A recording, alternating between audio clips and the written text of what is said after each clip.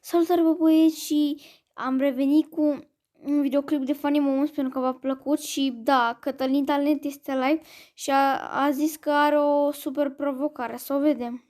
De lingăi puțiți, veniți de luați lumină.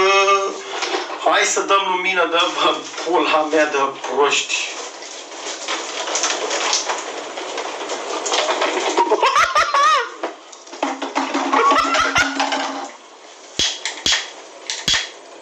Băi, ai pus cam mult.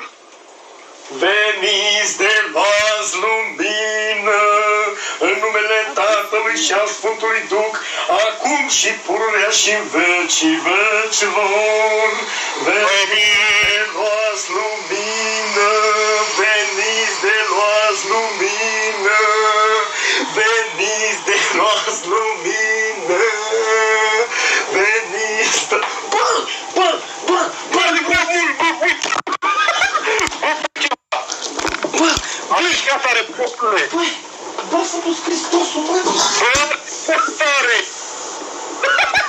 Opriți direct, bă!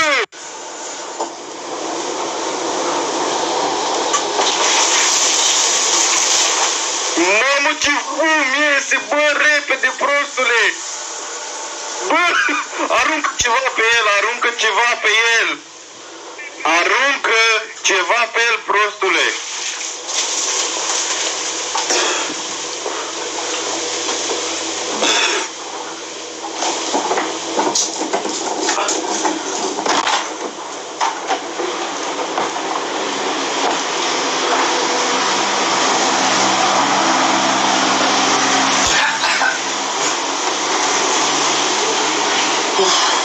Aruncă, bă, ceva pe el, bă, că vai de mine, aruncă ceva, să închizi tot, să oprești tot.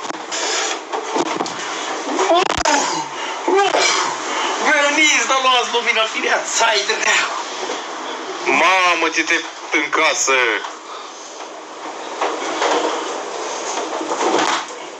Vezi că nu se oprimă, nu mai face fum, te pune ceva pe el.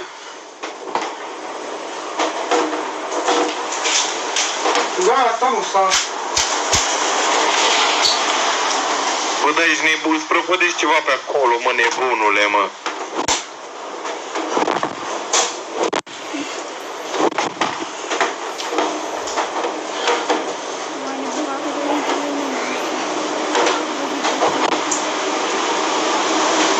Țai dracu de proști. V-am dat lumină, firea, țai dracu.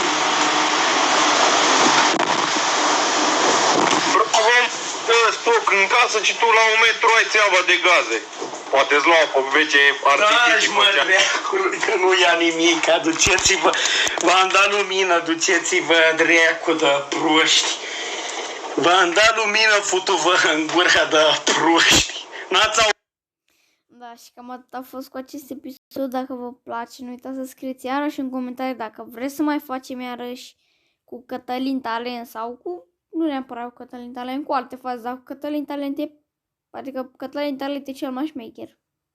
Mai ceva Cătălin Talent nu există. Adică avea țeava de gaze la 1 metru în față, putea să bubuie tot blocul și el dădea foc la hârtie igienică. Deci, da, mai nebun că asta nu există. Și cam atât a fost cu acest episod. Nu uitați să dați un like și un subscribe dacă vă place.